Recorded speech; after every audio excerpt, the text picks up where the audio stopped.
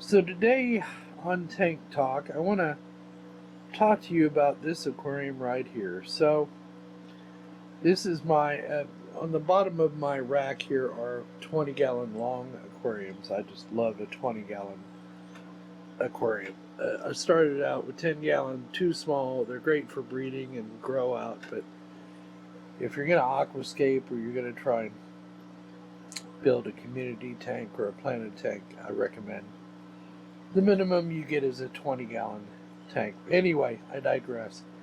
So this tank originally had a bunch of gravel in it, and underneath the gravel was safety Zorb, which is like it's baked clay. Basically, you can get from farm and ranch supply stores. And I put that underneath the gravel, but I never liked the look of the tank. Plants weren't really thriving in it.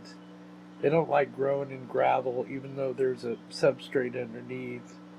The problem with safety Zorb is it comes, well, in its basic form, it likes to suck everything out of the water that's in it. That includes calcium, high TA, high pH.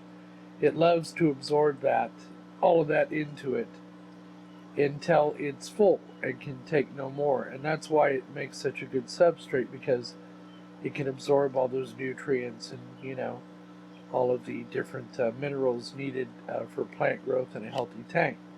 But it does take time to cycle.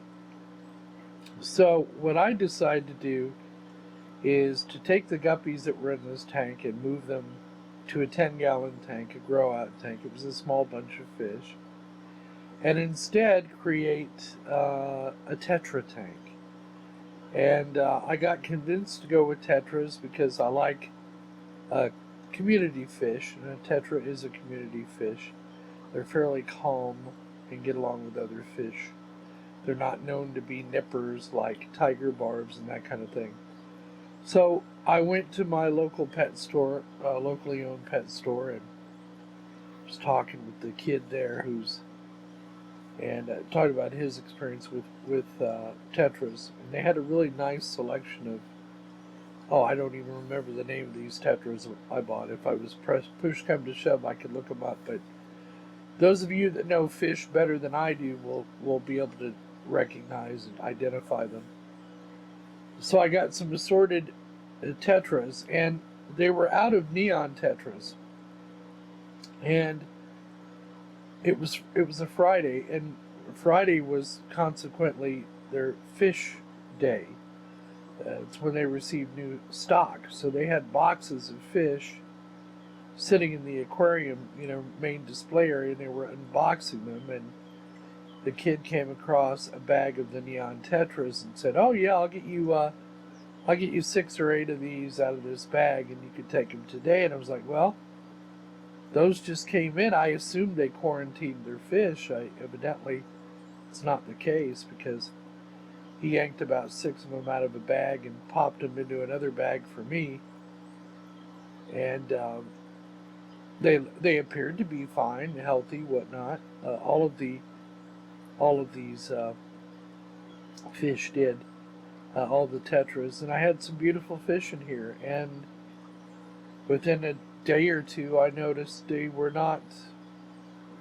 didn't seem to like their new tank very much. They seemed irritated. They seemed overly aggressive. They were rubbing up against things and whatnot. And actually, I also noticed at that time that one of the tetras had managed to go from this tank to this tank. And it was then that I noticed that tetra was covered with white spots, which is usually a good indication that you have ick in your tank.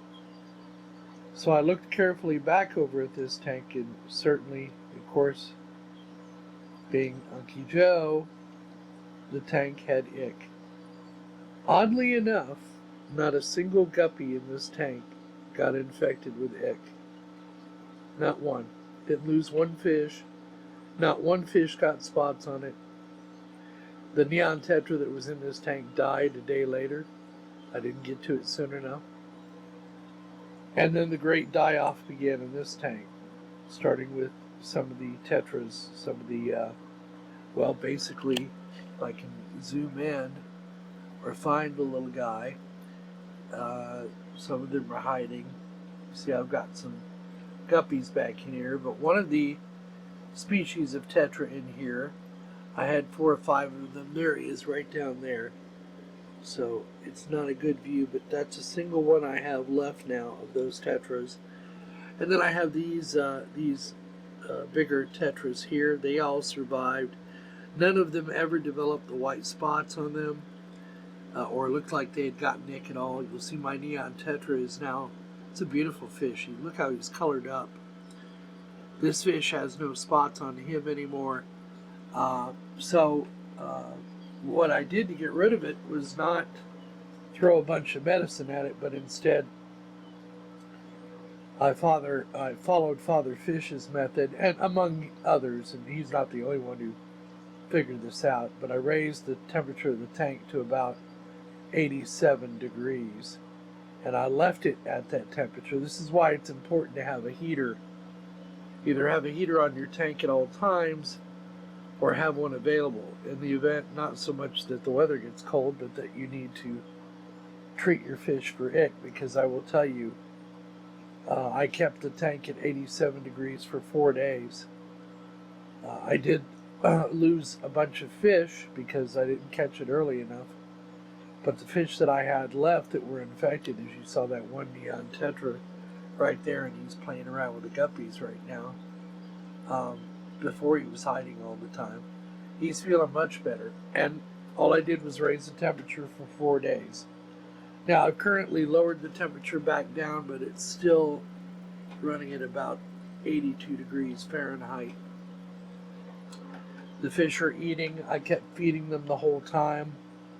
Now what I did with this tank before I put the tetras in it was I just simply added a layer of sand on top of the gravel and the safety zorb that was already there to lock in the good bacteria and the nutrient-rich bed of gravel. And then I put the sand on top, one, because I like the look of sand, and two, it helps hold plants, and ultimately I'll be putting more plants in this tank. But the lesson in this is don't rush onto the internet or to your local pet store looking for a cure in a bottle for ick. The best thing you can do to treat your ick in your tank, and it's dependent upon lots of things. You got to make sure your species of fish can handle those temperatures, and most fish can. Most freshwater fish can handle those higher temperatures for 4 or 5 days. It's not going to hurt them. And as you can see, the tank is once again thriving.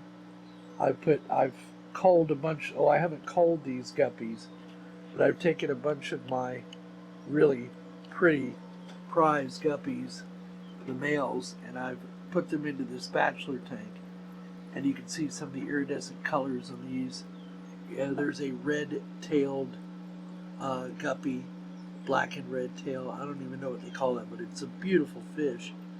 So I pulled him out. And then I've got all these other guppies in here because they all get along. And these tetras tend to stay toward the bottom of the tank, and then the guppies and the other fish tend to stay at the top. They prefer that. And it's now a healthy, thriving tank. So my lesson to you is if you get ick in your tank, don't panic. Get a heater, put it in there. These tanks have 100-watt heaters.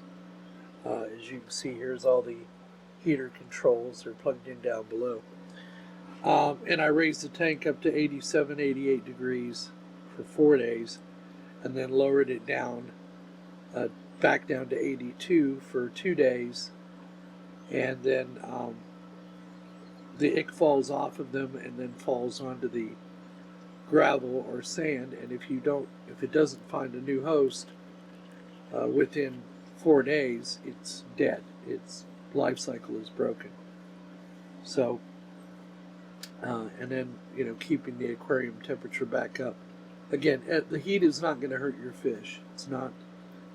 I think even goldfish can survive the higher temperatures, but I don't know how often you see goldfish catching ick.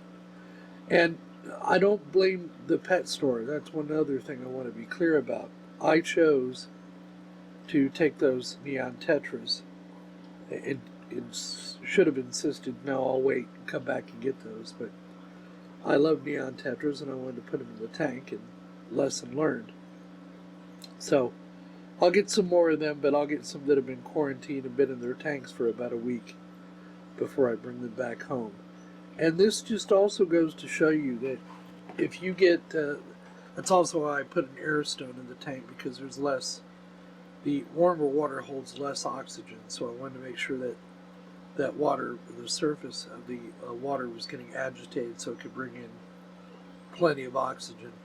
But that just goes to show you how hardy a fish a guppy is. It's like if you're going to cycle a new tank, fill it full of your baby guppies. They survive anything pretty much, and they're just, as long as you keep them fed well and keep their water, clean. Well, clean, dirty, naturally clean, not with a bunch of water changes, but by letting it age and letting the plants keep the water clean for you, doing all the hard work. Guppies are a pretty good barometer. Them and mollies are a pretty good indicator of your tank health. Although I think, in my personal estimation, that guppies are some of the toughest fish out there. They're like cockroaches, I guess. They breed prolifically. They make beautiful fish, though. I'm just mesmerized by them, as you can see by this tank. So there you go. I just wanted to share with you what I did on this episode of Tank Talk to get rid of the ick. And it's been about a week and a half now. So hopefully we're through the worst of it. I'm going to give it another week before I put any more fish in here. And I want to also put some more plants in. But there you go.